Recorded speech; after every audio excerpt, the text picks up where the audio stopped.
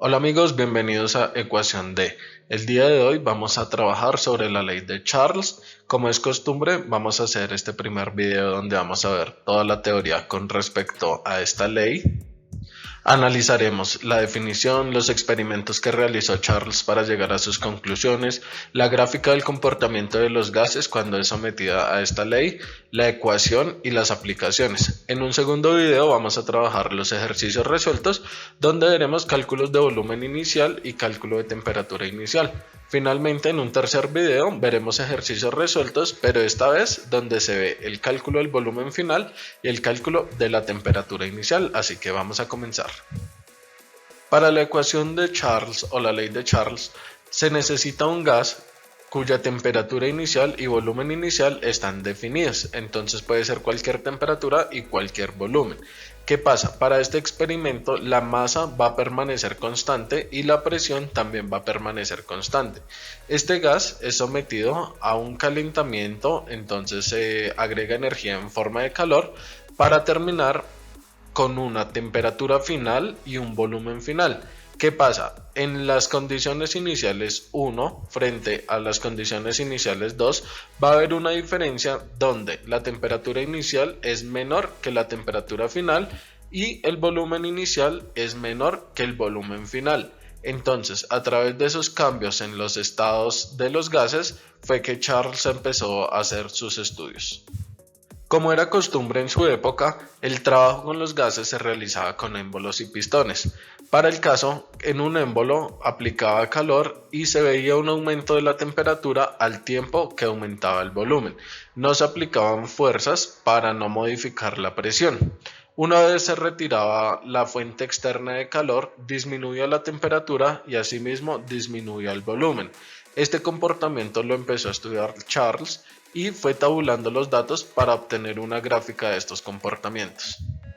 La gráfica que obtuvo es una gráfica con un comportamiento lineal donde a medida que aumenta la temperatura, el volumen también va aumentando en el gas.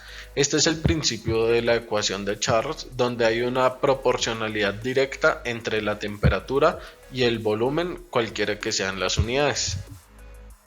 A partir de este descubrimiento se plantea la ecuación de Charles, la cual dice volumen 1 sobre temperatura 1 es igual a volumen 2 sobre temperatura 2.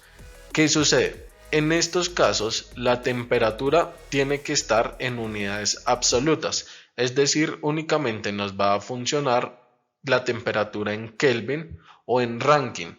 Nunca se va a trabajar esta temperatura en esta ecuación ni en grados Celsius, ni en grados Fahrenheit, ni en ningún otro grado que no sea una temperatura absoluta.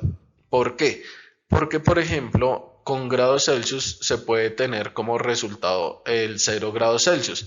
Entonces, como la temperatura está en el denominador, es imposible dividir por cero. Entonces, no tendría un sentido lógico. Asimismo, por ejemplo, en las temperaturas como grados Celsius y grados Fahrenheit existen las temperaturas negativas.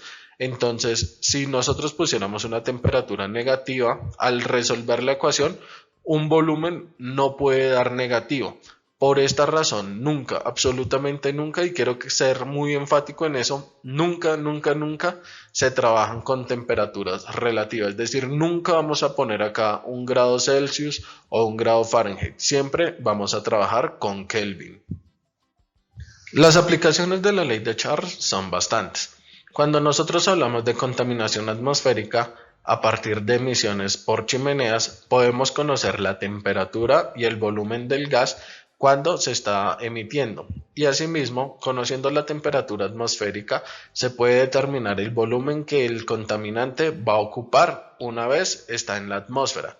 De este modo, se pueden hacer modelamientos que permiten conocer y dar alertas frente a los grados de contaminación que hay en un punto determinado de la ciudad.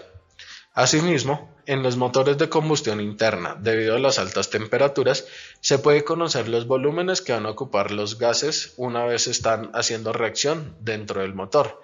Y finalmente, uno de los casos más conocidos es el del almacenamiento de gases en espacios cerrados, donde se tiene que controlar la temperatura para evitar una expansión, debido a que muchos de los gases pueden tener propiedades que son inflamables o explosivas.